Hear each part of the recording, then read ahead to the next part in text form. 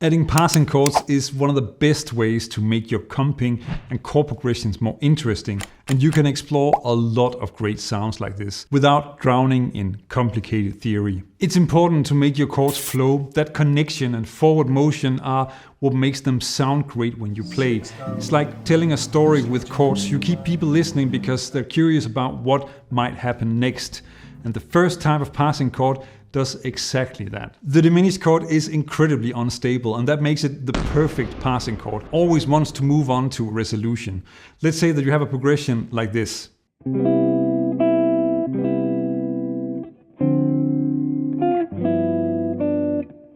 Here the chord stands still in the second half of the first bar, and you can add a diminished chord, a half step under the D minor 7 to move things along, like this.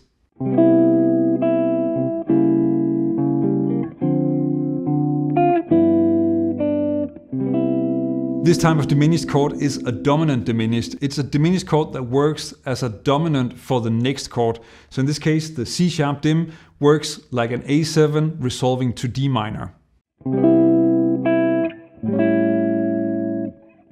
I think the easiest way to think about these is that they resolve by moving up a half step to the next chord. So here that's C sharp moving up to D minor. And a huge part of why it works is that you get that chromatic bass line, so C to C sharp to D. That's mostly how you want to use them. Using diminished chords to create chromatic bass lines is a very nice way to have a flowing chord progression. Here's another example with a 3-6-2-5-1 that you can use as a great intro as well.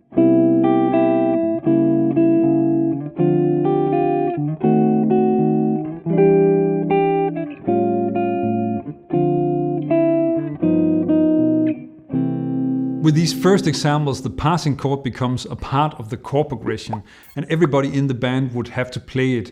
You would kind of put them in the sheet music. Now, as you will see in later examples, that's not something that you have to do or even want to do all the time. There's also another type of diminished chord, but I'm going to cover that later in the video as well. Chromatic passing chords are amazing for embellishing the progression while comping, but they're not important enough to become a real part of the chord progression. Let's say that you have to comp a basic turnaround like this one.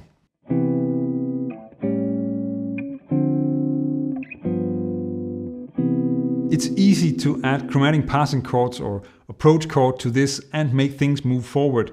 Most of the time you only need to slide your hand up or down a fret. Check out how this sounds, and especially that last one, which is a little bit different.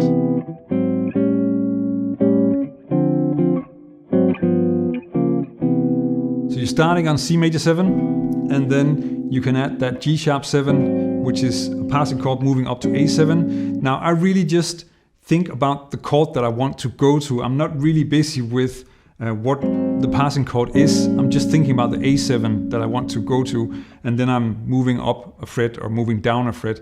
That makes it a lot easier. Now from here, it moves on to D minor 7, and then you get that A flat 7 that's moving down to G7, which is essentially the same thing. You're just thinking about going to the G7. Now, G sharp 7 and A flat 7 are actually the same chord, but I named them differently because one resolves up and the other one resolves down. The interesting one in this case is the chromatic passing chord that resolves to C major 7, which is a D flat 6. Now here we have the melody moving up from B flat to B, and then the rest of the chord is moving down. So we kind of have this counter movement.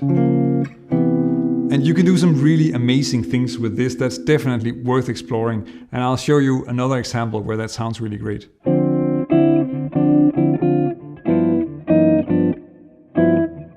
The D minor 7 part of this is not super interesting. It's just a melody. Of course, everything is happening on the G7. And there are two things you want to notice.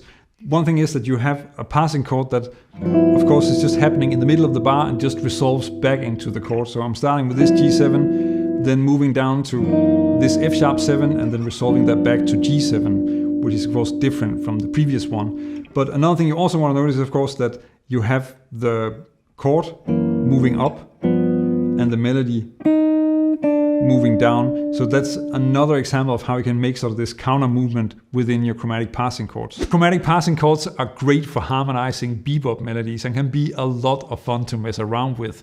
Let's look at what is pretty much the opposite of chromatic passing chords. Diatonic passing chords are very far from their chromatic cousin, but they also really sound great. Let's start with an embellished turnaround, and then I'll break down what's going on.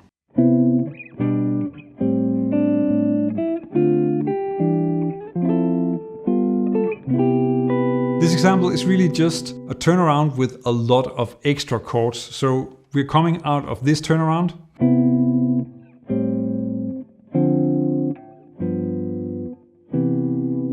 Of course, the point here is to create a stepwise bass line, but now it's not chromatic, it's diatonic. And the first passing chord we get is moving from C down to A minor through this G triad over a B bass note, which is taking us down to A minor 7. Then you get the 2-5, so D minor 7 to G7. And here I'm really just sort of walking up from D minor to G7. So D minor, E minor, F major 7, G7, and then resolving. And notice that I'm really trying to keep the melody moving independently from the chords, which is just sort of an extra layer to this. As you can see, then the most common way to use diatonic passing chords is to add them as a stepwise progression. And another way you can do that on this turnaround is like this next example. And here it almost creates sort of a gospel sound.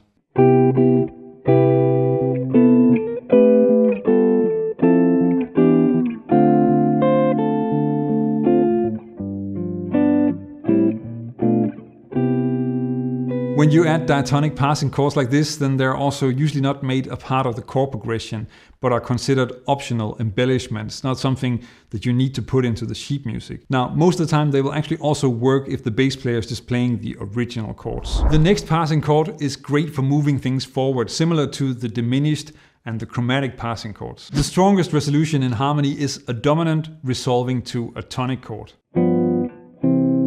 That of course means that you can use those as passing chords as well, and in many ways that's the underlying principle in Barry Harris' 6 diminished scale, which have a scale built around a tonic chord and a dominant diminished chord. Now in this case you want to add secondary dominance to pull towards the different chords in the progression, and you have two variations of the dominant passing chord that you can use. The regular 5-1 and the tritone substitute, which resolves a half step down. Applying the tritone substitutions to a turnaround sounds fantastic like this.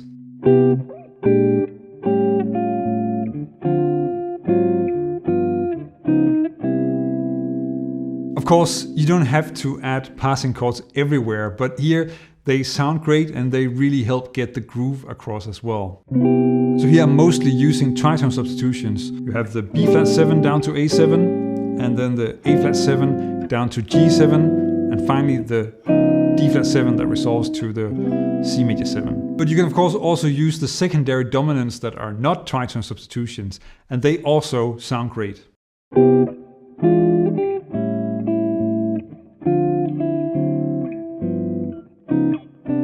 So here you have from the C major 7, you're going to E7 to take us down to the A7, and also the D7 moving down to G7, which is in fact over a static E note in the melody.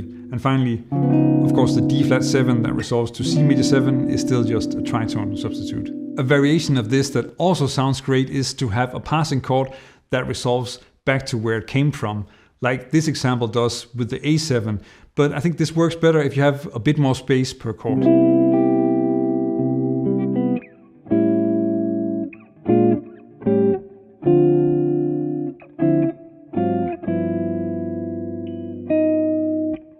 You also have passing chords that hide inside the chord that they resolve to, something that's kind of also connected to Barry Harris' 6 diminished system, but actually goes a lot further. A passing chord that isn't a different chord, but what does that even mean? It's not as mysterious as you might think. Check out this example, and especially what is going on when it goes to C.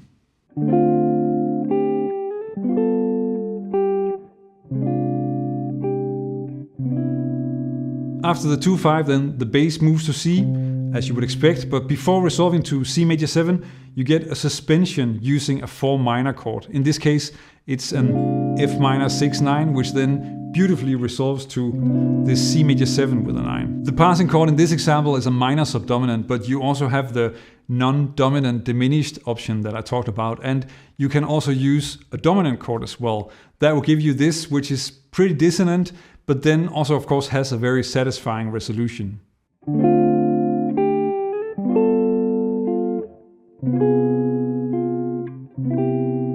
Having a dominant with the tonic in the bass is really a nasty amount of tension. But of course that also just makes the resolution even more satisfying. And when Barry Harris talks about borrowing notes from the diminished chord, then this is what he means with that. Some of them are pretty out there, like this C6 with 2 borrowed notes. And notice how chord symbols just don't really make any sense here, which is kind of funny. But another diminished chord that is even more beautiful is the sharp 4 diminished, which I also often refer to as the subdominant diminished. Check out how that sounds.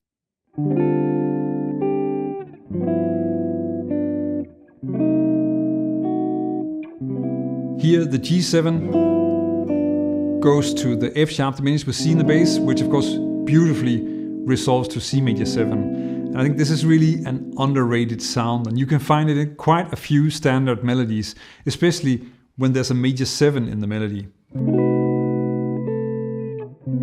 But one thing is knowing all these different chords, turning them into music and using them for your own comping and chord melody is another thing altogether. You need to focus on the right skills and the 3 rules of playing jazz chords, which I go over in this video so that you can level up your chord skills and comping. Check it out. Learn jazz, make music.